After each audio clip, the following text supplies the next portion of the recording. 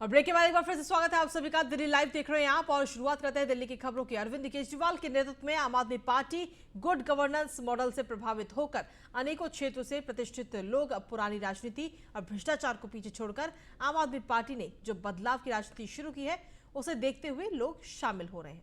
पंजाब में clean sweep के बाद आम आदमी पार्टी ने देश की राजनीति में एक मजबूत जगह बनाई और तेजी से पूरे देश के अन्य राज्यों में भी अपना प्रभाव बढ़ाने की कोशिश में जुट गई है। वहीं दिल्ली के कैबिनेट मंत्री सत्येंद्र जैन की मौजूदगी में कांग्रेस की हिमाचल शाखा का एक बड़ा हिस्सा आम आदमी पार्टी में शामिल हो गया है। कांग्रेस नेता मनीष ठाकुर केजरीवाल मॉडल और गुड गवर्नेंस से प्रेरित होकर अपने सभी साथियों समेत आम आदमी पार्टी में शामिल हुए और इस अवसर पर सत्येंद्र जैन ने कहा कि पार्टी को पूरे हिमाचल प्रदेश से जबरदस्त प्रतिक्रिया मिल रही है और लोग बदलाव के लिए मतदान करने के लिए तैयार हैं। अभी एक सप्ताह पे हमने डिसाइड किया था कि आम आदमी पार्टी हिमाचल की सभी 68 सीटें लड़ेंगे और शिमला में जाके ये मैंने डिक्लेयर भी किया था। उसके बाद हिमाचल के अंदर बहुत ही शानदार रिस्पांस है। तो हिमाचल के बहुत ही जुझारू और यंग जितने डायनेमिक अपने फेस देख रहे हैं सब हमारे हिमाचल से आए हुए साथी हैं। ये सारे के सारे लोग आज आम आदमी पार्टी ज्वाइन कर रहे हैं।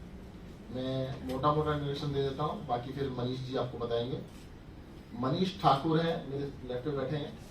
ये NSUI के ये यूथ कांग्रेस के स्टेट प्रेसिडेंट रहे हैं और यूथ कांग्रेस के साथ साथ NSUI के काफ़ी बड़े बड़े पदों पे रहे हैं और कांग्रेस के सबसे एक्टिव यूथ लोगों में थे। आज जितने भी यूथ हैं वो आम आदमी पार्टी की जो क्रांति है उसको देख के प्रभावित हैं। अरविंद केजरीवाल जी ने जो काम दिल्ली में किया और पंजाब में जैसा कि अब लगातार काम होना स्टार्ट हो गया है उससे सभी लोग प्रभावित हैं। अब वहीं मंडौली में स्वास्थ्य सेवाओं को बेहतर करने के लिए विधायक चौधरी सुरेंद्र कुमार ने मोहल्ला क्लिनिक का रिबन काटकर उद्घाटन किया। दिल्ली सरकार अपनी स्वास्थ्य सेवाओं को और बेहतर करने के लिए जगह जगह आम आदमी मोहल्ला क्लिनिक का शुभारंभ कर जनता को लाभ पहुंचाने का काम कर रही है। इसी कड़ी में गोकुलपुर विधानसभा में 2 नए आम आदमी मोहल्ला क्लिनिक का शुभारंभ किया गया, जिसमें गोकुलपुर वार्ड 53E गली नंबर 5 पूर्वी गोकुलपुर मेन मंगल बाजार और हर्ष विहार में मंडोली में विस्तार किया गया। इस मोहल्ला क्लिनिक का शुभारंभ आम आदमी पार्टी के विधायक चौधरी सुरेंद्र कुमार के साथ गोकुलपुर विधानसभा के मनोनीत निगम पार्षद चौधरी जितेंद्र कुमार, सुंदरी प्रजापति, शादरा डिस्ट्रिक्ट के स्वास्थ्य विभाग के doctor Rajesh Kumar, CDMO doctor Satish Chandra additional CDMO भी मौजूद रहे। आज वार्ड नंबर 53 वार्ड नंबर 55 में हसबिहार वार्ड में दोनों जगह आज आम आदमी मोहल्ला क्लिनिक का उद्घाटन किया गया। जिस मोहल्ला क्लिनिक में 250 टेस्ट फ्री किए जाएंगे, तमाम दवाई भी देने का काम किया जाएगा। यदि बीमारी ज़्यादा तेज है या ज़्यादा है उससे यहाँ से कवर नहीं हो पाए तो तमाम हमारे यहाँ से डॉक्टर साहब उन दवाइयों रेफर करने का भी काम करें। सीधा एकदम डायरेक्ट वहाँ पर दूसरे बड़े हॉस्पिटलों में भर्ती किया जा सकता है। इससे अलग यहाँ पर 250 से अलग कोई यदि दूसरे टेस्ट की वजह से MRI है, अल्ट्रासाउंड है, इस तरह के जो बाकी और भी जो टेस्ट होंगे सरकार द्वारा किए जाएंगे, उनका जो खर्चा सरकार देती है। जो हमारे लैब पैथ है उन सभी को हमारी सरकार जो पैनल में आते हैं उन सभी को फंडिंग करने का काम है सरकार। आज वार्ड नंबर बीजेपी की 4 राज्यों में सरकार बनने पर हर राज्य में जश्न का माहौल है। तो वहीं दिल्ली के पालम विधानसभा में पूर्व विधायक धर्मदेव सोलंकी ने 4 राज्यों में बीजेपी की जीत पर हवन का आयोजन किया। साथ ही सम्मानित समारोह भी रखा, जिसमें द्वारका, मटियाला, बिजवासन, पालम विधानसभा सहित बीजेपी कार्यकर्ताओं के साथ पूर्व केंद्रीय मंत्री रविशंकर प्रसाद भी धर्मदेव सोलंकी को बधाई देने के लिए पहुंचे। पूर्व केंद्रीय मंत्री रविशंकर प्रसाद ने कहा कि विपक्षी पार्टियों को जनता का मूड देखना चाहिए। अभी जनता का मूड बीजेपी के साथ है। बीजेपी देश के हित के लिए सोचती है। देश की जनता योगी और मोदी को चाहती है, इसलिए जनता खुलकर बीजेपी का समर्थन कर रही है।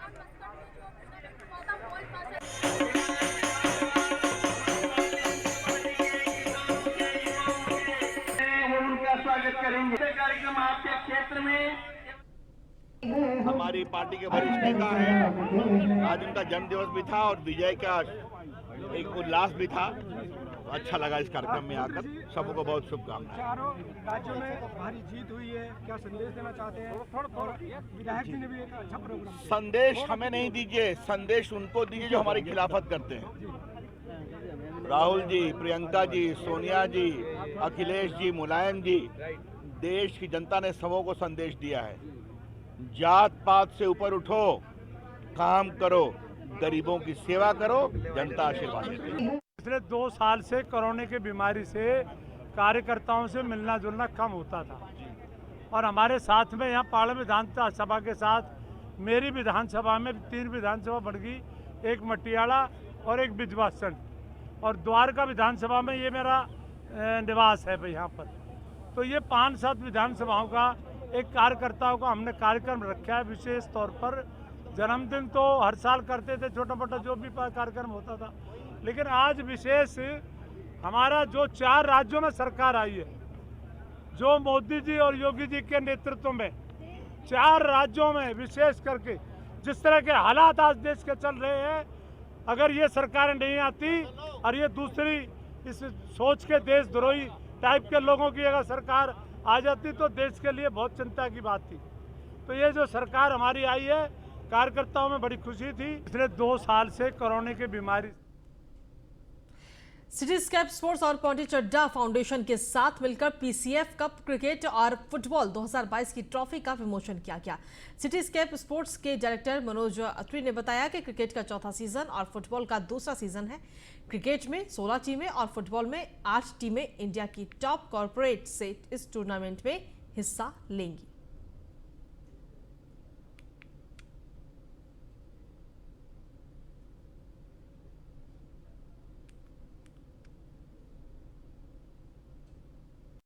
हमारे ग्रुप का ये एक फाउंडेशन है, पॉन्टी चड्डा फाउंडेशन, जो मिस्टर पॉन्टी चड्डा के लेगेसी में हमने शुरू किया है।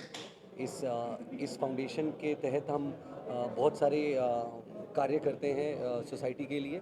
हम एक स्कूल भी चलाते हैं, माता भगवंती चड्डा निकेतन के नाम से, जो फिज़िकली और मेंटली डिसेबल्ड बच्चों को केटर करता है, और ये नोएडा में है।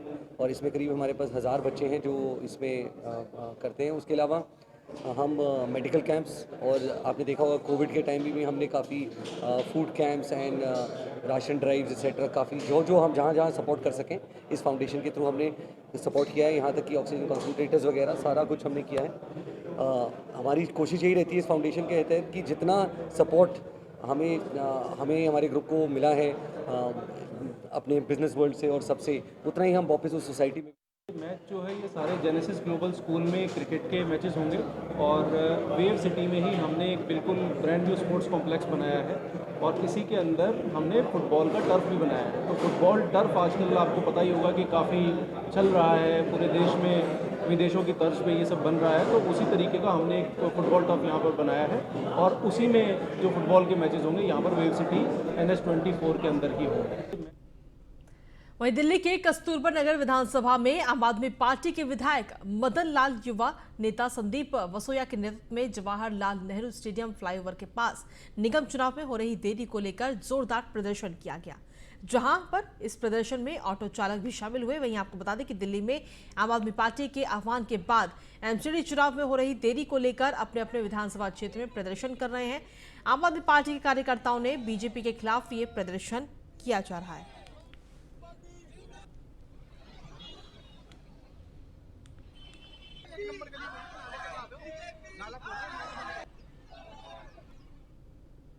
इस समय मैं मौजूद हूँ कोटला मुबारकपुर बारापुला फ्लाईओवर पर, जहां आम आदमी पार्टी जो है लगातार भाजपा के खिलाफ विरोध प्रदर्शन करती जा रही है। आप देख सकते हैं मेरे पीछे जो है बारापुला का जो फ्लाईओवर है, वहां पर जो भाजपा के जो बैनर लगाकर एमसीडी चुनाव को लेकर यहाँ पर जो भाजपा के आम आदमी पार्टी के लोग हैं वो विरोध प्रदर्शन कर रही है। हमारे साथ आप विधायक मदन लाल जी, हम इनसे बात करेंगे और सारा मामला क्या है, क्या इनकी मांग है। सर, दिल्ली में अगले महीने एमसीडी के चुनाव ड्यू हैं। दिल्ली में चुनाव इसलिए ज़रूरी है कि दिल्ली के लोगों ने पिछले 15 साल से इस भ्रष्ट तंत्र को झेला है। आज चाहे वो रोड की समस्या हो, चाहे वो जल भराव की समस्या हो, चाहे वो स्ट्रीट लाइट्स की समस्या हो, और चाहे कूड़े की समस्या हो, दिल्ली के लोगों ने मन बना लिया है कि इस बार इलेक्शन में वो केवल आम आदमी पार्टी को जिताएंगे, केजरीवाल जी को जिताएंगे। पर अचानक पंजाब की हार से बीजेपी डर गई है।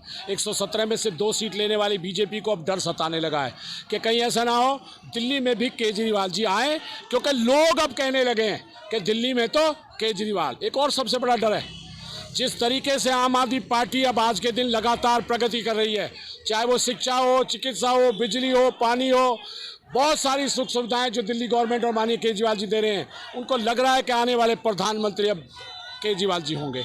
उससे डर गई है बीजेपी, डर के इलेक्शन को पोस्टपोन कर रही है। और बहाना क्या लगा रही, यूनिफिकेशन, खर्चा। पर ये तो बहुत दिनों से पहले भी हो सकता था अगर करना था सेंटर को, वो तो उन्होंने किया नहीं। केवल पंजाब की हार के बाद ये पैंतरा इन्होंने शुरू किया है, जो चलेगा नहीं।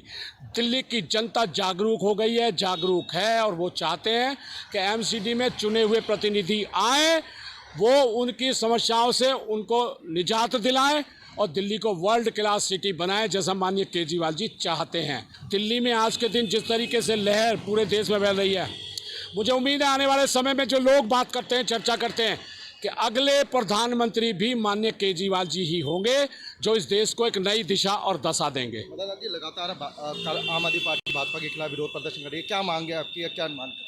सही समय पर इलेक्शन हो, लोगों को चुने हुए प्रतिनिधि एमसीडी में मिले, जिससे एमसीडी के द्वारा लोगों की समस्याओं से लोगों को निजात दिलाई जा सके। धन्यवाद। ये थे हमारे साथ आम आदमी पार्टी के विधायक मदन लाल जी ने बताया कि एमसीडी में भी अब केजरीवाल सरकार ही होनी चाहिए। कैमरामैन राजकुमार के साथ मैं कमल किशोर, न्यूज़ 1 इंडिया, दिल्ली। वहीं शादरा जिले के गांधीनगर इलाके में दुकान के बेसमेंट में सामान निकालने के लिए गए 2 युवकों की संदिग्ध हालत में मौत हो गई। बताया जा रहा है कि बेसमेंट में दम घुटने की वजह से युवकों की जान गई है। जानकारी के मुताबिक मृतक की पहचान वैभव कठोरिया और जाकिर के तौर पर हुई। बताया जा रहा है कि मृतक वैभव के पिता रिक्शा और ठेली बनाने का दुकान चलाते हैं। दोनों ही दुकान में काम करते थे। रविवार दोपहर दुकान के बेसमेंट में बने लकड़ी के गोदाम में वैभव और जाकिर सामान निकालने के लिए गए थे, जहां दोनों बेहोश हो गए और कुछ देर बाद जब दोनों नहीं लौटे तो दूसरे स्टाफ ने जाकर देखा तो बेसमेंट में तेज बदबू थी। वैभव और जाकिर बेहोश पड़े थे। आनन फानन में दोनों को अस्पताल ले जाया गया, जहां डॉक्टरों ने उन्हें मृत घोषित कर दिया। और वहीं सूचना के बाद मौके पर पहुंची पुलिस ने शव को पोस्टमार्टम के लिए भेजकर मामले की जांच शुरू कर दी है। शुरुआती जांच में सामने आया कि बेसमेंट में जहरीली गैस की वजह से दोनों की दम घुटने से मौत हो गई है। जो एक्चुअली रेडियो में फट्टे रखते हैं उसका एक गोदाम था। तो जो गोदाम मालिक हैं एक्चुअली 2 दिन से दुकान खुली नहीं थी, होली के मौके पर छुट्टी रखी हुई थी। तो अचानक क्या हुआ कि जब दुकान खुली होली के बाद, तो कल जब दुकान खोलने के बाद जो काम करने वाला लड़का था जाकिर, जब वो अंदर जाता है, 45 साल उम्र की जाकिर की, तो जब वो अंदर जाता है तो वो फट्टे निकाल रहा था, अचानक उसको चक्कर आए। जब चक्कर आए तो वो समझने में जो है के लिए वैभव जो मकान मालिक का बेटा था, उम्र 21 साल थी, वो उसको बचाने के लिए किसी प्रकार से अंदर गया तो वो भी चक्कर खा के गया। कहीं ना कहीं वो जो फट्टे थे उनमें गैस बन गई थी, क्योंकि 2 दिन से दुकान खुली नहीं थी। तो उस वजह से लगता है कि शायद उनको चक्कर आए होंगे, लेकिन उसके बाद मौके पर ही उनकी जो है मौत हो गई। उसके बाद पुलिस मामले की जाँच कर रही है और फिलहाल पोस्टमार्टम के लिए जो है बॉडी को भेज दिया है। जो एक्चुअली रेडियो में फट्टे। वहीं छतरपुर मंजन श्वेतांबर तेरापंथ धर्म संघ की शासन माता साध्वी प्रमुखा कनक प्रभा की स्मृति सभा का आयोजन किया गया। स्मृति सभा में दिल्ली के उप मुख्यमंत्री मनीष सिसोदिया और दिल्ली विधानसभा अध्यक्ष रामविलास गोयल सहित कई वरिष्ठ शामिल हुए और साध्वी प्रमुखा कनक प्रभा को श्रद्धांजलि दी। बता दें कि साध्वी प्रमुखा कनक प्रभा तेरापंथ धर्म संघ की पहली साध्वी प्रमुखा थी जो शासन माता बनी। वे विदुषी और कवियत्री साध्वी थी। उनका संस्कृत का ज्ञान विशिष्ट था।